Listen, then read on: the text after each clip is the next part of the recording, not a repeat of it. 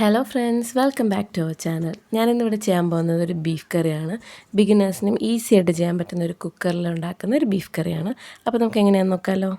ആദ്യം തന്നെ ഞാനൊരു കുക്കർ അടുപ്പത്ത് വെച്ചിട്ടുണ്ട്. ബാക്കി 3 മീഡിയം സൈസ് സവാള, 2 തക്കാളി, ഇഞ്ചി വെളുത്തുള്ളി പേസ്റ്റ്, അതൊരു 2 ടേബിൾ സ്പൂൺ ഉണ്ടാവും. 2.5 ടേബിൾ സ്പൂൺ മുളക് പൊടി, 2.5 ടേബിൾ സ്പൂൺ മല്ലിപ്പൊടി, 1 teaspoon garam masala powder, 1/2 teaspoon മഞ്ഞൾപ്പൊടി, 1/2 ടീസ്പൂൺ കുരുമുളക് പൗഡർ. ഇതൊരു 150 ഗ്രാം ബീഫ് ഉണ്ടാവും. ഇത് നന്നായിട്ട് വിനീഗറൊക്കെ ഒഴിച്ച് അതിൻ്റെ ബ്ലഡൊക്കെ പോയി നന്നായിട്ട് ക്ലീൻ ചെയ്തെടുത്തിട്ടുണ്ട്. നല്ലപോലെ ചൂടായിട്ടുണ്ട്. ഇനി നമുക്കിതിലേക്ക് ഞാനിവിടെ വെളിച്ചെണ്ണയാണ് ഒഴിക്കുന്നത്. ഏകദേശം ഒരു 2 ടേബിൾ സ്പൂണോളം വെളിച്ചെണ്ണ, 2-2.5 ടേബിൾ സ്പൂണോളം വെളിച്ചെണ്ണ ഒഴിച്ചിട്ടുണ്ട്.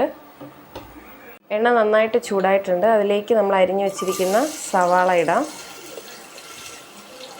കുക്കറിൽ തന്നെ ചെയ്യുന്ന എന്താണെന്ന് വെച്ച് കഴിഞ്ഞാൽ നമുക്കിതിൽ തന്നെ എല്ലാം കറി ഫിനിഷ് ചെയ്തെടുക്കാം. ഇനി വഴറ്റിയതിന് ശേഷം കുക്കറിൽ ചെയ്യേണ്ട ആവശ്യമില്ല. ഇതിൽ തന്നെ ബീഫ് നമുക്ക് വേവിച്ചെടുക്കാം. ഉപ്പിടണം. അതിന് വേണ്ടിയിട്ട് കുറച്ച് ഉപ്പിടാം.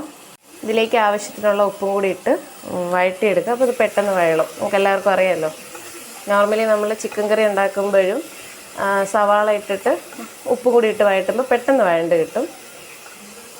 സവാള നമ്മളൊന്ന് അടച്ച് വെച്ച് വഴറ്റി കഴിഞ്ഞാൽ പെട്ടെന്നാവും. സവാള വഴളുന്നതനുസരിച്ചിരിക്കും നമ്മുടെ ബീഫ് കറിയുടെ ടേസ്റ്റ് എന്ന് പറയുന്നത്. നല്ല രീതിയിൽ വഴറ്റിയെടുക്കണം. എന്നതിന് ശേഷം മാത്രമേ ബാക്കിയുള്ള ഇൻഗ്രീഡിയൻസ് ആഡ് ചെയ്യാവൂ. ഇത് ബിഗിനേഴ്സിനുള്ളൊരു ടിപ്പാണ്. സവാള വഴറ്റാനായിട്ട് നിങ്ങൾ കുറച്ച് സമയം എടുത്തു കഴിഞ്ഞാൽ നമ്മളുണ്ടാക്കുന്ന കറി നല്ല ടേസ്റ്റ് ആയിരിക്കും. അതിനുശേഷം മാത്രമേ ഈ തക്കാളിയും ഇഞ്ചി വെളുത്തുള്ളിയൊക്കെ ആഡ് ചെയ്യാൻ പാടുള്ളൂ. അതിന് വേണ്ടി കുറച്ച് ടൈം കൊടുക്കുക. ബാക്കിയെല്ലാം പെട്ടെന്നാവും. ഇത് ഇടയ്ക്കിടയ്ക്ക് തുറന്ന് ഇളക്കി കൊടുക്കാൻ മറക്കരുത്. കാരണം ഇത് അടി പിടിച്ചു കഴിഞ്ഞാൽ പിന്നെ നമുക്കൊന്നും കഴിക്കാൻ കൊള്ളില്ലായിരിക്കും. ഇത് വഴലുന്ന സമയം നമുക്ക് കുറച്ച് സിം കൂട്ടി വയ്ക്കാം. എണ്ണ നന്നായിട്ട് ഒഴിച്ചിട്ടുണ്ടെങ്കിൽ അടിയിലൊന്നും പിടിക്കില്ല. അത് കഴിഞ്ഞ് നമുക്ക് വേറെ പെട്ടെന്ന് ഇത് വഴണ്ട് കിട്ടും. ഇപ്പോൾ തന്നെ ഒന്ന് വാടിയിട്ടുണ്ട്. ഇനി കുറച്ചും കൂടി ഒരു കളർ മാറ്റം വേണം നമുക്ക്. എന്നാലേ നമുക്ക് ബാക്കിയുള്ള ഇൻഗ്രീഡിയൻസ് ആഡ് ചെയ്യാൻ പറ്റുള്ളൂ. പിന്നെ കുക്കർ തുറന്നിട്ട് ശ്രദ്ധിക്കുക, ആവി കയ്യിലോട്ട് ഡയറക്റ്റ് അടിക്കും. അതല്ലാതെ നോക്കണം. നന്നായിട്ട് വഴണ്ടിട്ടുണ്ട്. പക്ഷേ കളർ ചേഞ്ച് വന്നിട്ടില്ല. കളർ ചേഞ്ചും കൂടി നമുക്ക് വേണം. അപ്പോഴേ നമുക്ക് ആ ഒരു പരിവ് അറിയാൻ പറ്റും, ഒരു ഗോൾഡൻ കളർ. അത് നമുക്ക് ഇഞ്ചി വെളുത്തുള്ളി പേസ്റ്റ് ഇടാം. നമ്മൾ ഓൾറെഡി വീട്ടിൽ ഇഞ്ചി വെളുത്തുള്ളി പേസ്റ്റ് എപ്പോഴും പ്രിപ്പയർ ചെയ്ത് വെച്ചേക്കും. ഇങ്ങനെ ചിക്കൻ കറിയോ ഇങ്ങനെ നോൺ വെജൊക്കെ ഉണ്ടാക്കുമ്പോൾ യൂസ് ചെയ്യാൻ വേണ്ടിയിട്ട്. ഏകദേശം ഒരു ചെറിയ കഷ്ണം ഇഞ്ചിയും ഒരു 4-5 കഷ്ണം വെളുത്തുള്ളി ഉണ്ടാവും. നമ്മൾ ഇഷ്യൂ ഉറക്കണീച്ച് വന്നിരിക്കുകയാണ്. അതാണ് ഈ കിടന്ന് ബഹളം വയ്ക്കുന്നത്. നമുക്ക് എടുക്കാം. അമ്മ ഇപ്പം എടുക്കാം കേട്ടോ. ഒന്ന് വഴറ്റിയെടുക്കാം. അപ്പോൾ ഇത് വഴലുന്ന സമയം ഞാൻ ഇഷ്യൂവിനെ ഒന്ന് റെഡിയാക്കട്ടെ. ഓക്കെ, നമുക്കൊന്ന് തുറന്ന് നോക്കാം. ഇഞ്ചി വെളുത്തുള്ളി പേസ്റ്റ് ഇട്ടിട്ട് ഇനി നമുക്ക് തക്കാളി ആഡ് ചെയ്യാം. ഇത് 2 തക്കാളിയാണ്. ഒരു മീഡിയം സൈസ് തക്കാളി ചെറുതായിട്ട് അരിഞ്ഞത്. സാധാരണ ചില സ്ഥലങ്ങളിൽ ഉള്ളി വഴറ്റിയിട്ട് തന്നെ നമ്മൾ മുളക് പൊടി ഐറ്റംസൊക്കെ ഇടും, എന്നിട്ടാണ് തക്കാളി ഇടുന്നത്. പക്ഷേ ഇപ്പോൾ നമ്മളിങ്ങനെയാണ് ചെയ്യുന്നത്. തക്കാളി ഒന്ന് സ്മാഷ് ആയതിന് ശേഷം നമുക്ക് പൊടിയൊക്കെ ഇടാം. തക്കാളി വെന്തുടയുന്നവരെ ഇതുപോലെ അടച്ചു വെച്ച് വയ്ക്കാം. ഇനി ഞാൻ ആ സെൻറ്റർ പോർഷനൊന്നും എല്ലാം മാറ്റുകയാണ്. അവിടെ കുറച്ച് എണ്ണ ഒഴിച്ചിട്ട് ഈ മസാലപ്പൊടിയെല്ലാം ഇട്ടൊന്ന് മൂപ്പിച്ചെടുക്കാൻ പോവാണ്. എണ്ണ ഒഴിക്കുന്ന വീഡിയോ സ്കിപ്പായിപ്പോയി. സോ നമ്മൾ മസാലപ്പൊടിയെല്ലാം ഇട്ടു. അതൊന്ന് മൂപ്പിച്ചെടുക്കാം. മൂപ്പിച്ച് പതുക്കെ ബാക്കിയുള്ള മിക്സിലോട്ട് മൊത്തത്തിലൊന്ന് മിക്സ് ചെയ്തെടുക്കാം. അത് ഞാൻ വീഡിയോ എടുക്കുന്ന ഒരു ഇതിൽ ഞാൻ പെട്ടെന്ന് എല്ലാം കൂടി അങ്ങ് മിക്സ് ചെയ്തു.